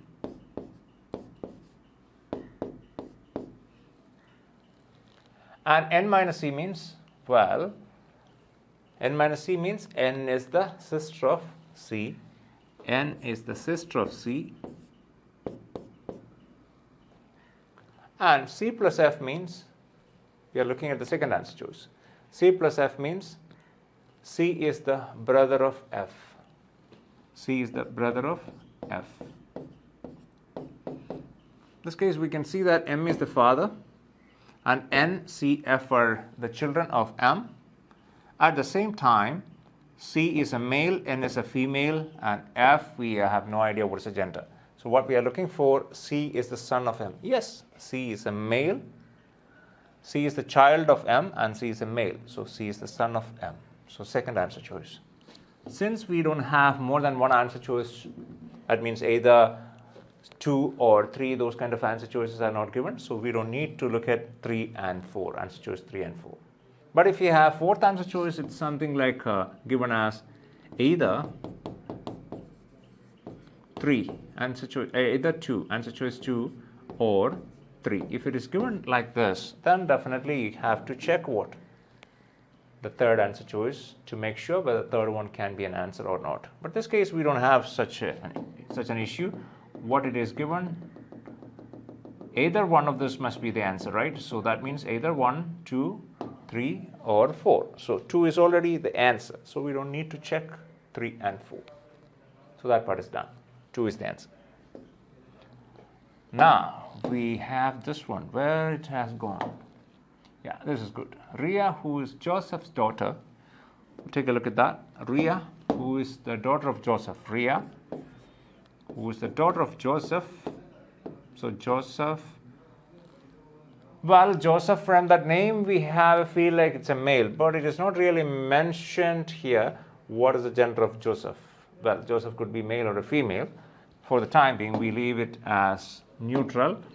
Then Ria is the daughter, so Ria is a female. Ria, who is Joseph's daughter, say to Amla. So Amla is here. Amla, she said to Amla, your mother. So Amla's mother, Ansi. Amla's mother is Ansi. Ansi is a female. Ansi is the younger sister of Ria's father. So, well, Ansi, Amla's mother, this is Amla. Ria said to Amla, Amla's mother Ansi is the younger sister of Ria's father Joseph. Well, Ria's father could be Joseph or somebody else, doesn't matter. So, well, it is given that Ria is Joseph's daughter. So, we assume that Joseph is the father of Ria. Okay, or it could be, Joseph could be the mother of Ria as well. That's interesting, right? Okay, anyway. So, well, her Amala's father Ansi, Amala's mother Ansi, that person is the younger sister of Ria's father. And Ria's father, who is the third child of John. So, well, John is the paternal grandfather of Ria. So, Ria's paternal grandfather is John. And that John is Ansi's father as well. Because this Ria's father and Ansi are siblings. Then how is John related to Ria? Definitely, from Ria's point of view, who is John? This John is what? John is John, male or female? What is given here? Ansi is the younger sister of my father, who is the third child of John. So, in that case, how is John related to Ria? Ria's point of view, John must be the grandfather if John is a male. Or, well, John could be, if John is a female, John could be grandmother as well. Because it is not clearly given that John is a male. Ria, who is Joseph's daughter, Joseph could be male or a female, says to Amala, Amala's mother, Ansi. Ansi is the younger sister of Ria's father. Ria's father, it could be Joseph. If Joseph is a female, husband of Joseph could be the Ria's father. And that Ria's father, whoever it is, that person is the third child of John. Is the third child of John. So John is the parent of Ria's father. John is a parent. If John is a parent, John could be a male or a female. If you take by the name, you can have a feel like it's John, it's a male. However, if it is Miss John, yeah, there are certain conditions like, countries, usually they call people based on their surname. So people call them Miss John, Mrs. John. If it is like Mrs. John or Miss John, how do we say it's gender of John? So that case, gender of John is not really clear. So we cannot really take it from the names. So that case, since John is the grandparent of Ria, John could be either grandfather or a grandmother. So since you have two answers, two possible answers, even though both answers, that means grandfather and grandmother, those both possible answers are not listed among the answer choice, still if you have the answer choice cannot be determined, that indicates that there are two answers and we are not sure which one is sure. That means grandfather, we are not sure whether grandfather is the correct answer or grandmother is the correct answer. In that case, the answer must be cannot be determined. This question is a bit confusing question. Well, many of these competitive exams, they like this type of questions, confusing questions. Let's go for 31. This case, again, the answer choices are grandson, granddaughter, grandfather, and cannot be determined. So let's take a look at that. J $K means J is the mother of K. So what we are looking for, this given relationship here. So we'll check out that given relationship, S minus P. S minus P means S is the father of P. S is the father of P. And P at M means P is the sister of M. P is the sister of M. P at M means P is the sister of M. So P is the sister of M. P is a female sister of M. And $O, well, dollar indicates M is the mother of O. $O means M is the mother of O. So female. And next one we have is O plus K. Well, O plus K, you know what, that plus, meaning of that plus symbol is not really given anywhere here. Now, we'll try how is K related to S. So we'll try to figure out the answer. K related to S. From the point of view of S, who is K? From the point of view of S, who is K? So O related to K. O related to K means K is somewhat related, somehow related to this O. So K could be the child of O. K could be the brother of O, right? Brother or sister, so sibling of O. Or that K could be the mother of O is M, so K could be the father of O, because that plus sign is not really defined. So that case, how is S related to K? How is S related to K? K could be the great grandchild, right? So we don't have such an answer choice, great grandchild, that's fine. And well, K could be the sibling of O, that means it could be the grandchild of S, so grandson or granddaughter, right? Or K could be the, if K is here, K could be the child of, not child, well, M is a child of S, so K is what? K is the S daughter, S, the daughter of S is M, M's husband is K, So daughter's husband is son-in-law. So from this point of view, K could be the son-in-law, or K could be grandson or granddaughter, or K could be the great-grandson or great-granddaughter. Different possibilities. So the answer is pretty simple. Cannot be determined. We cannot say which one is the case, because K, the symbol O, symbol plus is not defined. That's the case. Next one. This is what interesting question, I think. A family has 5 members, A, B, C, D, and E. The last one, E, has 2 sons and an unmarried daughter. So we'll start from there. E. The last one, E, has 2 sons. So E is a male or a female? We have no idea. E has what? 2 sons and an unmarried daughter. 2 sons and unmarried daughter. So 3 children. And a daughter-in-law as well. So total 5 persons. So E has 3 children and a daughter-in-law. So daughter-in-law, we use the broken line to indicate her. So that's easy for us to understand. This is what it is. So this is the daughter-in-law. So this is the daughter-in-law. Then that daughter-in-law married to this person, whoever it is. That person is married to one of the sons of E. So this is that son who is married to this daughter-in-law. And we have no idea who are they. We'll find it out. Then E has another son and another daughter. So this is what. So E has 1 daughter, 2 sons, and 1 son is married, and that married son's wife is here, daughter-in-law. And well, this is what. A is the brother-in-law of the above-mentioned daughter-in-law. So A is the brother-in-law of above-mentioned daughter-in-law.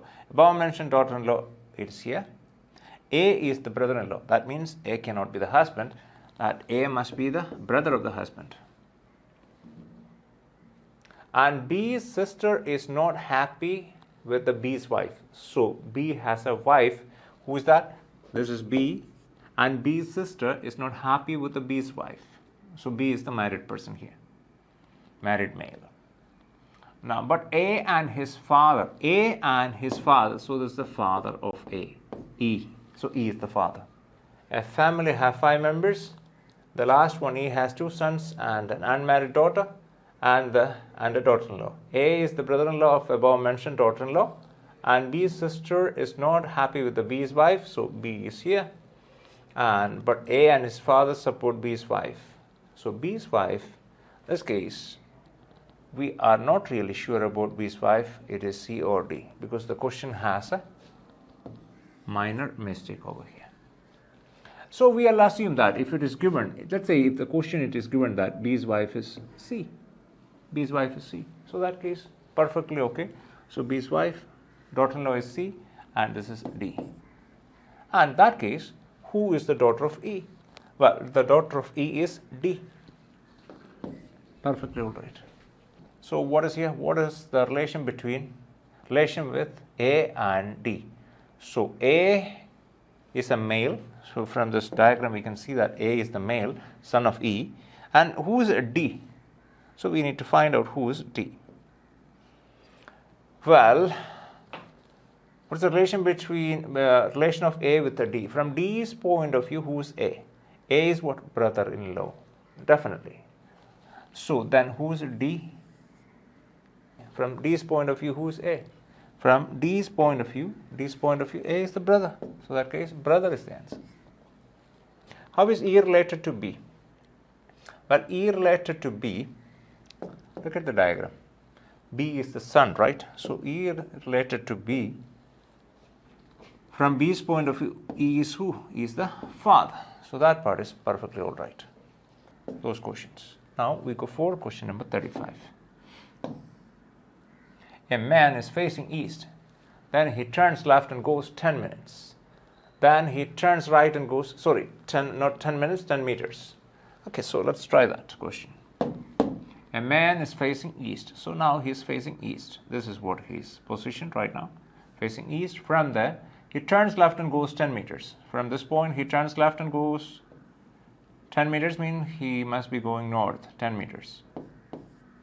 From that point, then he turns right and goes 5 meters. Right and goes 5 meters.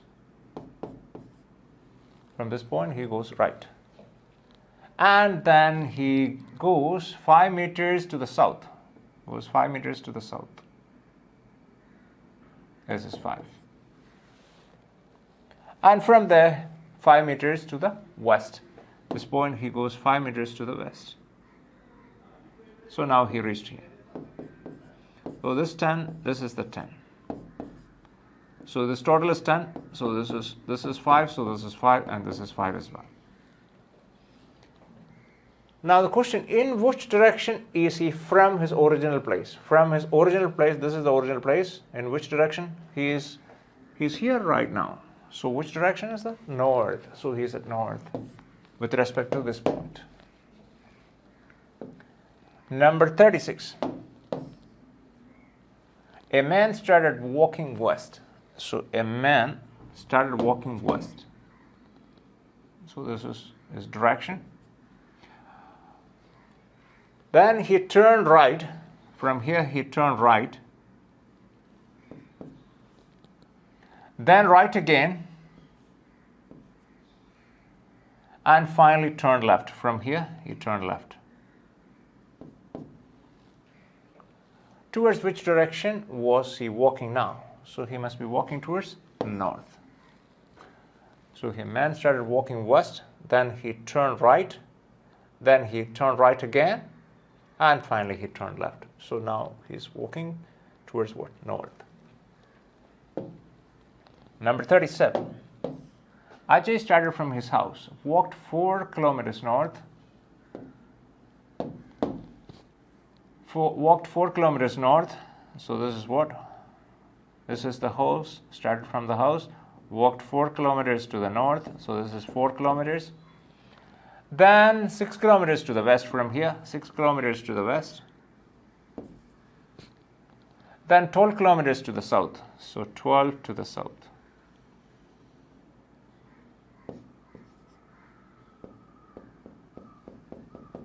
So this is 4, this is 8, so total 12. How far away from his home and 12? This is what it is. He started from here, starting point. Now he reached here. So how far from the home? So we take it as a right angle triangle. So this part is 6. So 6. This is 8. So 8 square root of 8 square plus 6 square. What do you get? 10. So he's what? 10 kilometers away from his home. Next one. Tom faces north and covers 24 kilometers. Then turns west and covers 12 kilometers. Okay, so let's look at Tom. Tom faces north. So now he's facing north. From that point, he turns west. So he turns west and covers 24 kilometers. 24. Then, okay, that is just a minor error there. So, well, Tom faces north and covers 24 kilometers. So from, let's say he faces north, from that point he goes what? North, 24 kilometers. So this is what? 24 kilometers. And from there he turns west and covers 12. So now this is west, so he turns west and covers 12 kilometers. Then he turns south and covers 6 kilometers. Then he turns south and covers what? 6 kilometers. So this is what? And turns west again and covers 12 kilometers. So from here he turns west. So this is west. Covers what? 12 kilometers. Now he reached here. How far is he from the starting point and in which direction? So this is the starting point. Now he reached here. So how far is from starting point and which direction? So from his starting point, in which direction he is? This is north and this is west. So he is at what? Northwest direction. So when you look at the answer choice, we have only one northwest direction here. This is southwest, this is northwest, this is northeast, this is southeast. So northwest direction, we have only northwest direction. So that means that could be the third answer choice is the correct answer. Well, just in case, if you have two answer choice with the northwest direction, that case you need to find the distance as well. That case, this method will help you to find the answer. That means this method means right angle triangle method. So we make a right angle triangle using this base and the height. So base is what? 12. This is total is 12 plus 12, 24. And this height, well, total height is 24, but up to here it's 6, balance is 18. So 18 square plus 24 square. 24 square, 576, 18 square, 324. What you get is 900. So, well, root of 900, what do you get? 30. Perfectly all right. Next one, number 40. This case, these are pretty much coding decoding type of questions. Probably you remember we have discussed coding decoding, like there's some kind of patterns there. This case, chair. Chair is called as FKDLU. FKDLU. So C and F. C is third letter, F is sixth letter, so that's plus 3. And H is 8th letter, K is 11th letter, so 8 plus 3 is 11. So this is how do we use this coding and decoding. This is how we deal with these questions. 3 and this position value 6, this is 8, this is 11, and this is 1, this is 4, 9 and 12, and 18 and 21. These are the position values. Probably you remember what we have discussed last time. Use each OT for the position values of letters. 5, this is 10, 15, this is 20, this is 25. And if you're not sure about position value of any letter, for example, if you're not sure about what is the position value of U, so look at here, T is 20, then U must be 21. Okay, then in that case, A and D plus 3, and I and L, that is again 9 plus 3 is 12, and 18 and 21, that's plus 3. Okay, so what is it? RAID. How do we code RAID? Same method. What is it? Plus 3 plus 3 plus 3. So we try that. 3, 3, 3, and 3. So R plus 3 is U, A plus 3 is D, I plus 3 is L, T plus 3 is G. UDLG. So UDLG, we have this answer. Even without completely solving this, we can get the answer. I'll show you that. Look at this. Once you get the pattern, you look at RAID. RAID means R plus 3 is U. So all the answer choices are starting with U. Second, A. A plus 3 is D. So, well, we have U. Second letter is D. So among the answer choices, there's only one answer choice. The second letter is D. That means by just looking at 2 letters, you can get the answer without solving it completely. So that saves a lot of time as well. Now, number 41. June is called as NXPF. June.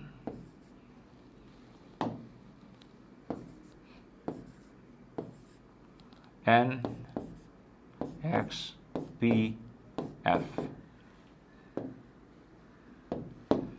So J and N.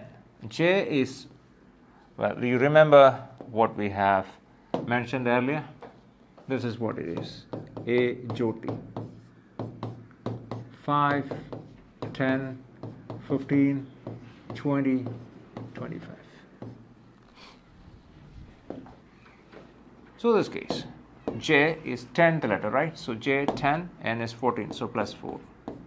U is 21, X is 24, so that's plus 3. N is 14, P is 16, so 14 and 16, so that means plus 2. 14 plus 2 is 16. E is 5 and F is 6, that's plus 1. So what the pattern what we have is 4, 3, 2, 1. And we apply the same with what? Stay. If stay is coded in the same manner, what you get is plus 4, plus 3, plus 2, plus 1. So S plus 4. S is what? S is, T is 20, S is 19. 19 plus 4 is 23. So W. Then T plus 3. So that means W as well. Then A plus 2, that's C. Then Y plus 1, that's Z. So W by W, C is C, Z. So W, W, Z, Z. So we have the answer right here. Next one. 42. Japan is coded as KCSES. So what is the code for Japan? What is the coding method used here? Japan KCSES. So J plus 1 is K, A plus 2 is C, P plus 3. P is 16, S is 19. This is 1 and 5. So 1 plus 4 is 5. N is 14. This is 19 plus 5. So plus 1 plus 2 plus 3 plus 4 plus 5. That case, castle. Castle, what do you do? Same way. Plus 1 plus 2 plus 3, etc. So C plus 1 is D. So all the answer choices are starting with D. And A plus 2 is C. So D is C. So this one cannot be the answer. This one cannot be the answer. This one cannot be the answer. The only answer D, C, V, X, Q, K. So this is plus 1, C plus D. Actually, you don't need to do this completely. Already we have the answer exam point of view. I'm just showing it how do we get the answer, just in case if you want to practice it. So A plus 2, right? This is plus 2. A plus 2 is C. And S plus 3. S plus 3 is V. And 12. The next one is 4. T plus 4 is X. And L is 12. 12 plus 5 is Q. And this is 5. 5 plus 6 is 11. So K. That's it. Number 43. If cloud is called white, cloud is called white. And white is called rain. Rain is called green, etc. It goes like that. So see that. There's no need to read all those kind of things, but usually what we need to do is look at the last part of it. Where do the birds fly? Or they are flying. So where do the birds fly? Usually where do the birds fly among the given items? Is it through the clouds? Is it like white? Is it like rain? Is it like green? Is it like air? Is it like blue? And is it like water? So at a glance we can see that the two possibilities, the birds fly in where? Actually the birds fly in the sky, right? Sky, we have clouds. So does it mean that birds always fly through the clouds? Not really. However, we know that in the sky we have, or this is actually the birds fly through the air. So among these answer choices, the birds fly. Where the birds fly? They fly in the air. So that is the specific answer we have. But in this code language, air is called what? Air is called blue. So the answer for this question, where do the birds fly? Actually they fly in the air, but the air is in this code language, air is called blue. So birds fly in blue. And next one we have 44. In certain code, 256 means a red color chalk. Okay, red color chalk. 256 means red color chalk. Let's go for small letters. Red color chalk. And 589 means green color flower. 589. Green color flower.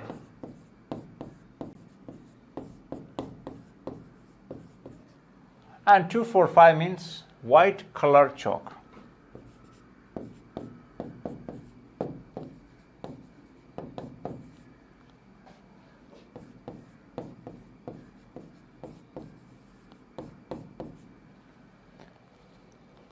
then what digit in that code does mean white? So what's the code for white? That's what the question is.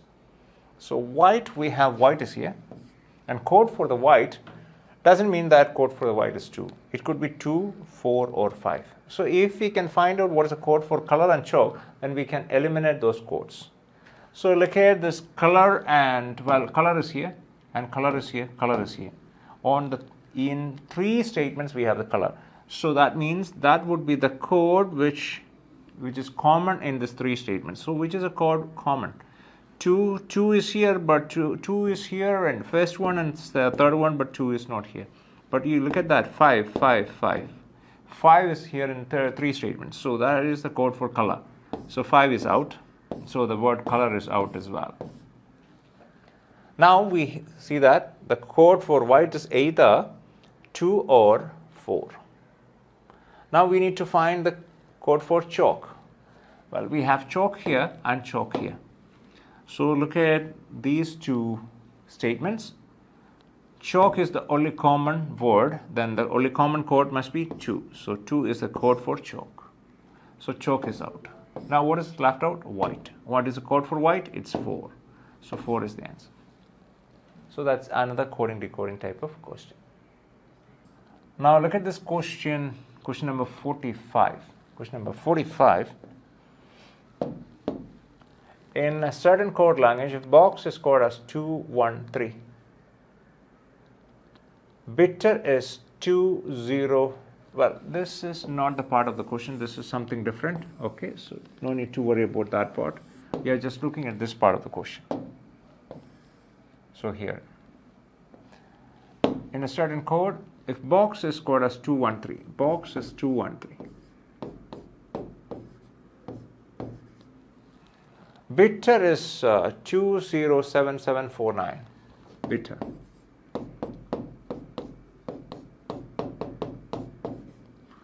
You know what? Yeah, anyway, let's write it this way, then we'll change the method if it is required. So let's write it this way first. And how is Boxer is coded in that language? Boxer, we need to find the code for Boxer based on what? Based on these letters. In this case, can we say B is coded as 2 and O is coded as 1 and X is coded as 3? Or can we say the code of B is, let's say, 1? That case, look at this way. See that if the code of B is 2, then you can see that here is a B, we have 2 here. If we assume that the code of B is 1, then we have a B here, then the code 1 must be here. So code of B cannot be 1, correct? Then what else is X? X is 3. X is not here. That means 3 is not here as well. So the coding method, what I see here, box, it is coded as 213. That means the code of B is 2, O is 1, and X is 3. If we use that method here, 2, and code for O is 1, so 2, 1, and X is what? 3. X is 3. Now among the answer choice, how many answer choices we have with 213? Here with 213, here is 231, that cannot be the answer, 231, and 21349. This is 21359.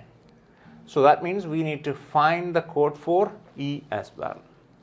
So you can get that E from here. See that B, the code for B is 2, and code for I, well, we have no idea what is the code for I. We can assume it's 0. And T, here is another T. So the code for these T's must be the same. So we have 7 and 7. So we can make sure that code for T is 7. This code is 7 as well. Then E. Next letter E, the code for E must be 4. So we can confirm, well, 21349 is the answer. Of course, we know that the code for R is 9. So that's, here it is 9. Perfectly all right. This one is 9. Next question actually, let me check whether I can cut and paste that question. Actually, we need this diagram for the next set of questions. So how do we cut and paste? Let me take a look at that. Okay, so these are the questions for, this is a diagram for questions 46 to 50. I doubt whether you can see this, what is written over here. This is Italians, and this is painters, and this is sculptures. And this is A, this is B, this is F, and this is D, I guess, and this is C, I believe, and this is E, and this is G. So this is what we have here. Now we look at these questions. Let's see what happens here. Italians who are painters. Okay, Italians who are painters but not sculptors. So we need to find the area which represents Italians who are painters but not sculptors. So we need what? Italians who are painters. So there is an intersection between Italians and painters, at the same time who are not sculptors. So we need to remove that sculpture circle from the intersection of Italians and the painters here, and from that we remove that sculptures. So that means what we get is B, beta. So B is the area that represents. So now look at the answer choice. Second answer choice is beta. Number 47. Painters who are neither Italians nor sculptors. So we need to find the painters. They are neither Italians. They are not Italians and they are not sculptors at all. So painters, there's no connection. So we need to find the painters with no connection with Italians and no connection with the sculptors. So if you look at that way, these are the painters circle, but these painters over here, they are Italians, and these painters over here, they are sculptors. So we remove that sculpture and Italian circle from that. What you get balance is what? F. So F is the area we are looking for. So the painters, they are neither sculptors nor Italians. That is represented by the area F. So now look at the answer. 3. This is what it is. 3. Now, next question. Italians who are neither painters nor sculptors. We have done that, right? Neither painters nor sculptors. Oh, we are looking at Italians. A previous question, we were looking at painters. Now, in this case, we are looking at Italians who are neither painters nor sculptors. So, we are looking for Italians who are not painters and who are not sculptors. So, let's take a look at that.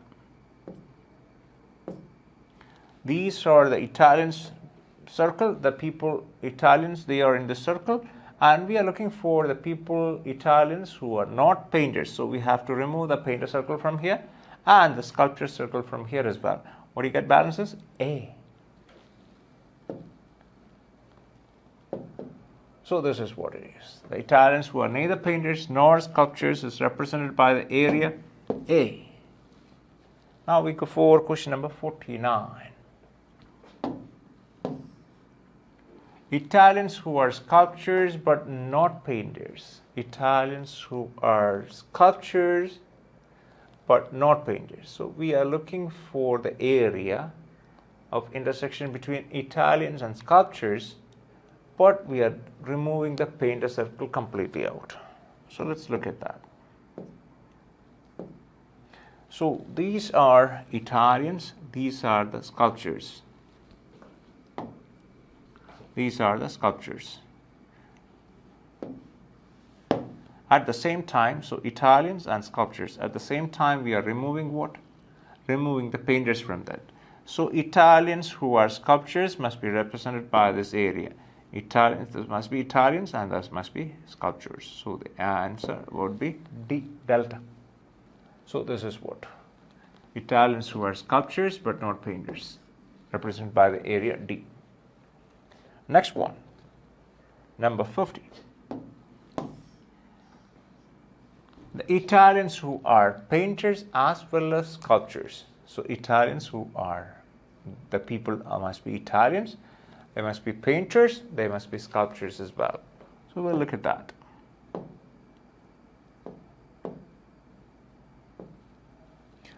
So these are the Italian circle. At the same time, we are looking for the people who are Italians and painters, and they must be sculptors as well. So the area which is common for these three must be C. So C is the answer. So area represents Italians who are painters as well as sculptors is C. This is the case. Well, ultimately, these are the type of questions we may get it from coding decoding, blood relations, and direction sense. So direction sense, actually these questions from the direction sense are pretty much based on the standard directions. I believe I have given you the basic idea. This is what it is. Always you look at the standard directions, north, south, and this part is east, and this is west. These are the standard directions. Especially if you look at a blueprint of a house or a property or whatever it is, this is how it is represented. When you look at a blueprint, this is what you see. This is the north part. Always. If something is marked on a plane, so this is always, this side would be always north, this side would be south, this is east, and this is west. Okay. All right, so well, what is in between north and east? So north, and we have, this is east, and what is in between north and east? Any point in between north and east, it is known as northeast. So this is, any of this point is northeast. However, if you really want to mark a person who is facing northeast, then we mark absolute northeast. Absolute northeast, this means middle point between north and east. So this is absolute northeast. However, let's say there is a person standing over here. Q is standing over here. And if the question asks you to find out which direction Q is with respect to this point, then definitely Q is between, Q is not at exactly north. Exact north is this point. So Q is not exactly at the north. Q is between north and east. So even Q is here. Q is at northeast. If Q is here, Q is still northeast. If Q is here, Q is still northeast. Q is here, Q is still northeast. All these points are northeast. However, if you need to mark a person, you mark at absolute northeast. And similar cases here. Southeast. Well, this is south, this is east. Any point in between south and east is southeast. Any point between south and west is southwest. And any point between north and west is northwest. However, if you want to mark a person facing northwest, what do? You mark it absolute northwest. If you want to mark a person facing south and east, then we mark it as absolute southeast. That's how it is. So it is not really complicated. Only thing, just you have to have a basic idea about what are the directions, how to deal with those directions, especially the easiest way to find the directions. Think about it. The morning sun rises at the east. If you are facing the rising sun, think about it. You are facing the rising sun, morning time, right? So when you face it, your right hand side would be the south and your left hand side would be the north. So in this case, this is the east. If you are facing east, this is your right hand side. That would be the south, and this is your north. Left hand side is north. That's the case. All right, guys, it's my pleasure working with you, and definitely we'll have more discussions from many other areas, and we'll continue this.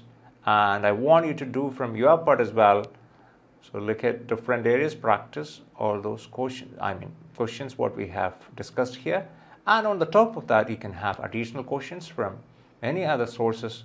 So keep on doing it. And if you need any kind of suggestion, which are the sources to be, dependable sources for additional questions, then feel free to chat with your course coordinator or class teacher. Then I'll give them suggestions as well, which is the best material to deal with this kind of exam. That means CUET. All right. See you next time. Bye-bye.